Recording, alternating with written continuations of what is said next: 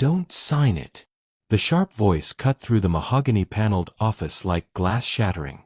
Every head turned, stunned, not toward a lawyer, not toward an assistant, but toward the doorway, where a young black child stood, breathless, her small hands clenched at her sides.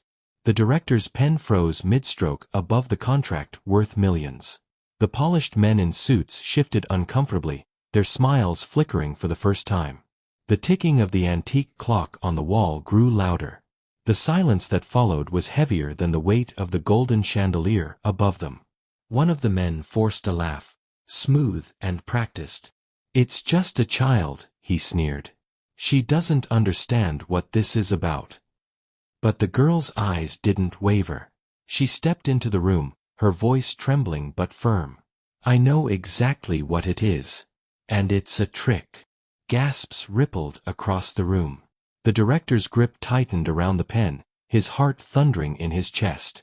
He had been seconds away from signing away more than just money, he just didn't know it yet. Leonard Briggs was a man who lived in glass towers. At 55, the film director's name was etched into the walls of Hollywood. His movies filled theaters, his awards lined museum-like shelves in his penthouse, and his calendar was always booked with studio meetings and red carpet events. To the outside world, Leonard was untouchable, a genius with both power and fortune. But success breeds vultures. And Leonard, for all his brilliance behind the camera, had always been too trusting of it. Contracts blurred together, agents came and went, and business deals piled up like scripts on his desk. Somewhere in that noise, greed always found its opening. That afternoon, the conference room on the 30th floor buzzed with polished charm. 3 men in dark suits sat across from Leonard, their smiles wide, their briefcases heavy. The contract between them gleamed with promise, an exclusive distribution deal that would secure Leonard's next 5 films overseas. On the surface, it was opportunity. In truth, it was poison. The marble table reflected the director's weary face. His assistant had stepped out for coffee, his lawyer was delayed in traffic, and Leonard, exhausted from weeks of shooting, was ready to trust the easy smiles across the table. The lead negotiator slid the final page toward him, his gold pen already uncapped. "All that's left, Mr. Briggs, is your signature. Then the deal is sealed." Outside the glass walls, the Los Angeles skyline shimmered, indifferent to the storm quietly brewing in that room. And down the hallway, unnoticed by everyone, a child who had no place in boardrooms or billion-dollar contracts was about to change everything. The room erupted in nervous chuckles when the child's voice broke the moment. "What trick?" one of the suited men asked, his smile sharp. "You're interrupting important business. Go back to your toys." But she didn't move. She stepped closer to the gleaming table, her small frame dwarfed by the leather chairs and polished steel. Her eyes darted to the contract, then back at Leonard. "Look at page 7, she said quietly, her finger pointing. "The part where it says exclusive rights. That means once you sign, they own everything. Not just one film. All of them." Leonard blinked. He hadn't read that line, at least not carefully. His lawyers usually did. He flipped the page slowly, scanning. His throat tightened. The words were there. Tiny, buried in legal phrasing, but there. The men leaned forward, their voices slick with control. "Sir, she's mistaken. Just childish misunderstanding. The clause is standard practice. Nothing unusual." But the girl shook her head firmly. "No, it's not standard. I heard them rehearsing it. In the hallway. They said you were tired. That you'd sign without noticing." The silence cracked like ice. Leonard's pen hovered again, but now his hand trembled. Could it be true? The suits exchanged quick glances. Too quick. Their confidence flickered, like a candle in sudden wind. The child's voice grew steadier, bolder. "They think you won't listen to me because I'm a kid. But if you do, you'll see I'm right." Leonard's heart pounded. For the first time in years, he wasn't sure whether to trust the polished smiles, or the frightened honesty in a child's eyes. The air snapped like a live wire. One of the suited men slammed his palm flat on the table, making the crystal water glasses tremble. "This is absurd," he said. "You're listening to a child over men who have managed billion-dollar contracts? Mr. Briggs, if you let this interruption continue, you'll lose everything we've worked for." The second leaned forward, voice low and venomous. "She's lying. Do you really think a little girl understands international law? Sir, sign the contract and let us put an end to this nonsense." The girl flinched at the force in their voices, but her chin stayed high.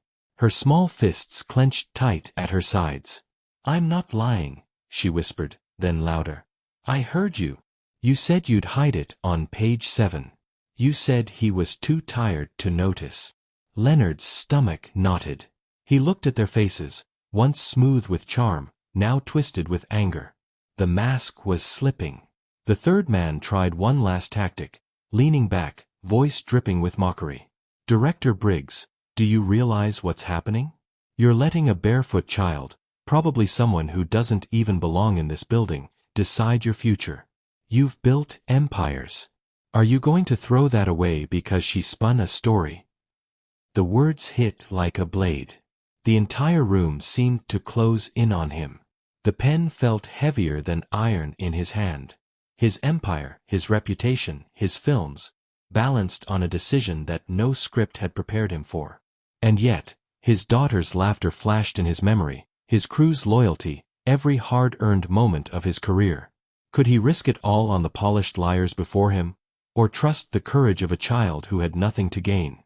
The men's voices rose in a chorus of pressure. "Sign it. Sign it now. Don't let a child ruin you." But the girl's voice cut through, trembling but fierce. "If you sign, you'll regret it forever." Leonard's hand trembled over the page, the pen tip hovering like a blade above paper.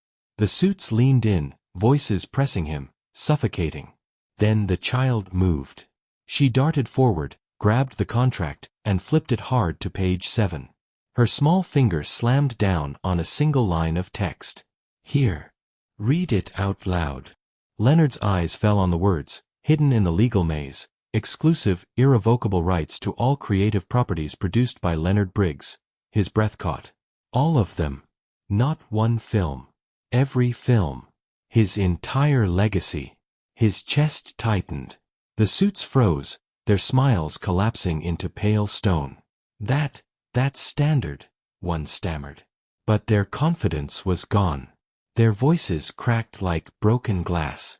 The girl's voice rang clear, louder than their excuses. "You wanted to own everything. You thought he wouldn't see it. You thought no one would stop you. But I did." Gasps rippled through the room. The assistants outside pressed closer to the glass walls, whispers spreading like fire. Leonard pushed back from the table, his chair screeching against marble. His eyes, once weary, now blazed with fury. "You tried to steal my life's work," he growled. "From this moment on, you're finished here." Security rushed in. The suits protested, but the evidence lay wide open on the polished table. And the girl, small, fearless, unshaken, stood taller than them all. For the first time in years, Leonard Briggs wasn't fooled by charm or blinded by numbers. For the first time, he had seen the truth. And it was a child who had handed it to him. The conference room emptied quickly. The three men, once so confident, were escorted out in silence, their protests fading down the hallway. The thick glass doors shut with a final thud, leaving only Leonard, the child, and the echo of what had just unfolded. For a long while, Leonard did not speak. He stood by the window, staring out at the sprawling city below, the weight of what nearly happened pressing hard against his chest. The skyline glittered as if nothing had changed, yet he knew everything had. Finally, he turned. His eyes that had directed empires of cinema, were glassy, humbled. He crossed the room slowly, then knelt so he was level with her. "You saved me," he whispered, his voice rough. "Not my lawyers, not my advisors. You." The child shifted on her feet, uncertain. "I just didn't want them to trick you," she murmured. Leonard's lips curved into the smallest, most genuine smile he had worn in years. He placed a trembling hand over hers. "You've done more than that. You reminded me that sometimes the truth doesn't come from the powerful, it comes from the brave." Outside, the golden sunlight broke through the clouds, streaming across the floor as if the city itself was applauding her. For the first time, Leonard Briggs felt something stronger than victory. He felt gratitude. And in that quiet moment, the grand director realized his greatest story was not the one he filmed, but the one he had just lived. If this story touched your heart, don't forget to like, share, and subscribe for more powerful tales of courage and truth.